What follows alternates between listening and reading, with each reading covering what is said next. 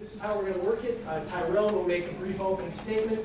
Mike Brown will follow with a response or his own opening statement, and then we will ask questions. We're alternating between, give them time to answer the question and give the other candidate time to respond. That's the format, and so I thank you all for coming again, and without further ado, Tyrone.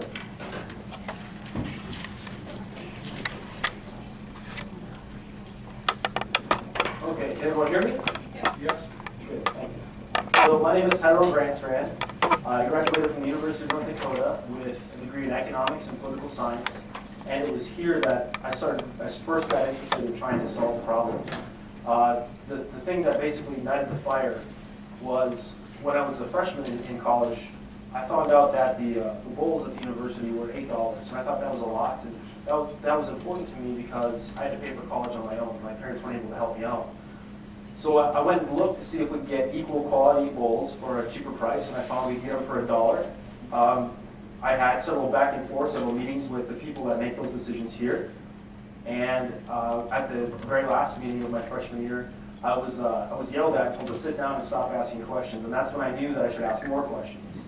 So that's how I got started, and then from there I just got more and more interested in trying to solve problems. And by the end of my career here, I'd been student body president for 2 years. We had negotiated a $500,000 contract with a cab company, improved the service from a wait time of sometimes over 3 hours in the busiest nights to having wait times of 45 minutes when people want to call and get a cab at the end of the night. And so I was really, really proud of my time here. And then I ran for council because I thought it was really important to have, first of all, somebody that's a little bit younger than the normal person on council, and second, because I saw some issues that I think we needed to address in Grand Forks. And now I'm running for mayor primarily because I think that we need to do a better job of listening to people in Grand Forks by actually going out and asking the question, how do you think we can make Grand Forks better? And I think to be able to do that effectively, we need a full-time mayor. Right now, the position is part-time, and I think that you need a lot of time to be able to address the issues that are in Grand Forks. We have a $128 million budget. We have a lot of employees. We have a really big town and a diverse town, and it takes a lot of time to be able to solve the problems and the challenges that we face that really are in the way of us reaching our tremendous potential. And I really do think Grand Forks has a really tremendous potential because of all the resources and assets we have. And so this is why I'm running for mayor, and if you have questions about any of those specific things, or you want to talk about something, just make sure you ask the question. So I'm looking forward to it. Thank you very much. Thank you. So it's part-time paid, full-time there. So that's what it seems to be sometimes.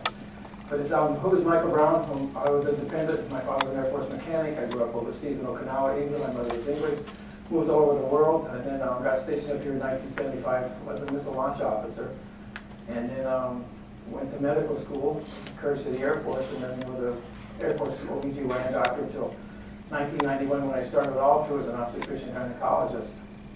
And my life was fine. And then we had this flood in 1997, and the city took my home for the dike, and I could keep the river out of my house, but I couldn't keep the city out of my house. So I said, you guys need to listen to me. And then I stood up and ran for mayor. And so we had a disaster. And after disasters, it's not about me, and it's not about Mayor Owens. People typically want new leadership. So it wasn't Mike Brown was so wonderful and Mayor Owens was so bad. And I apologize to every time I see her, because things weren't as broken as I thought. But right now they weren't listening to me. As you said, when we perceive government's not listening, that's when we say, listen to me. And so then I got elected mayor in 2000. And I've had 3 terms, which have been very satisfying, very rewarding. I worked with some wonderful people like Mr. Glassheim, and he's taught me a lot. And statesman, I think he's one of my favorite statesmen. And I think we listen to him and we learn.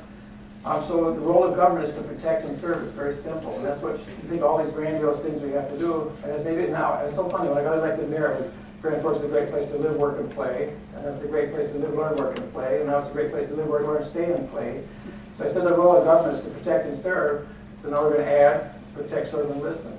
So I like that. So we're going to cut out that. So now the role of government is to protect, serve, and listen. And I've been blessed with department heads that are wonderful. I got 240 years of service on my department heads for the city, and I have a wonderful city administrator, Rick Duquette, and I have Pete Haga, is my mayor's assistant, intergovernmental relations officer, and those people look at your personality, your philosophy of life, and then they mold that into what you're doing as the mayor. So I think as an obstetrician gynecologist, we value our children. And as you get older, you value other people and value our seniors because they have problems we have to solve and face too.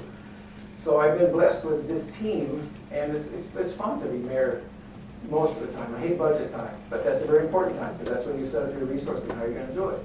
But it's fun. We have art wise, so I get to see all, in fact, it's coming up, in fact, see all the pictures that these kids draw in town.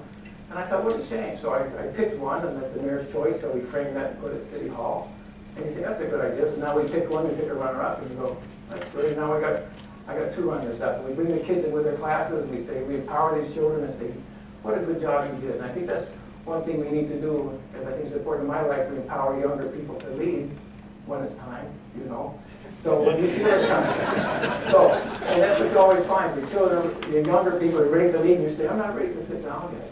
And I think there's a lot we can still do as in the government, and I think listening is part of that, and responding is part of that, and adapting and changing is part of that. And it's a team sport, and so I think the mayor is the coach. I don't know how to hit a goal or shoot a basketball, but I have to get the team to play well, and that's what I've been very fortunate and very pleased to do. So I'd like the opportunity to do it again, and you know, it's adapt or die, and change is part of life, and we either accept it or move on. We have to accept it and move on. So I would like the privilege to serve again. I have a great team in place, and if not, then I'm happy to listen to what people want to do. So, Thank you.